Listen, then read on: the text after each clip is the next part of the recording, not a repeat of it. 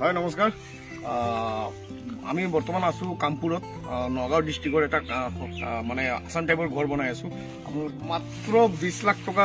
ভিতৰত মানুহজন ইয়াত অসমত নাথাকে আউট অফ ইণ্ডিয়াত থাকে তেখেতে তাৰ পৰা পইচা পঠাই আছে আমি কমপ্লিট কাম তেখেতৰ আমি চলাই গৈ আছো প্ৰথম আমি তেখেতৰ কাৰণে বাগান লগালো তেখেতৰ ৰিকুৱাৰমেণ্ট আছিল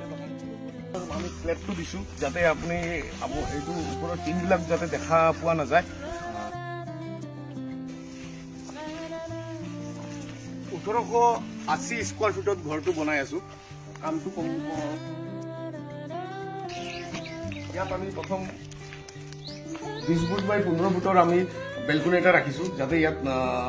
সকলোৱে বহি আলোচনা কৰিব পাৰে ওচৰতে আমি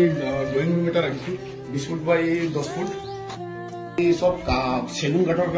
দৰজা খিড়কি লগাই দিছো যাতে তেখেতৰ সুবিধা হয় তেখেতৰ ৰিকুৱাৰমেণ্ট আছিলে অকণ ভাল বস্তু লগাব লাগে এতিয়ালৈকে কাম চলি আছে ওপৰত টিনটো দেখিছে আমি টাটা টিন ইউজ কৰিছো আৰ্টিষ্ট ইয়াত আপোনাৰ 20 ফুট বাই 10 ফুট 20 ফুট বাই 20 ফুট এটা ৰুম বনাইছো ৰুমৰ লগতে আপোনাৰ লেট্ৰিন বাথৰুমো আছে আপোনালোকে চাব পাৰে এইটো লেট্ৰিন বাথৰুম হ'ব ইয়াৰ ওচৰতে লগতে আৰু এটা আমি ৰুম বনাইছো 20 ফুট বাই সেম লেন্থৰ 20 ফুট বাই 20 ফুট এইটো হ'ল ৰুম আপোনালোকে চাব পাৰে ওচৰতে আমি লেট্ৰিন বাথৰুম এটা বনাইছো ওচৰতে কমন লেট্ৰিন বাথৰুম আছে বেক সাইডত আছে আপোনাৰ ইয়াত হ'ব কিচেন কমপ্লিট কিচেন হ'ব কিচেনৰ লগতে আছে ডাইনিং ৰুম আপোনালোকে চাব পাৰে এইটো হ'ল ডাইনিং ৰুম ইয়াতে হৰমুৰ কৰিব আৰু আপুনি ডাইনিং আৰু গিলত আমি এটা সৰু বেল মানে কৰিডৰ এটা দিছো যাতে ডাইনিং আৰু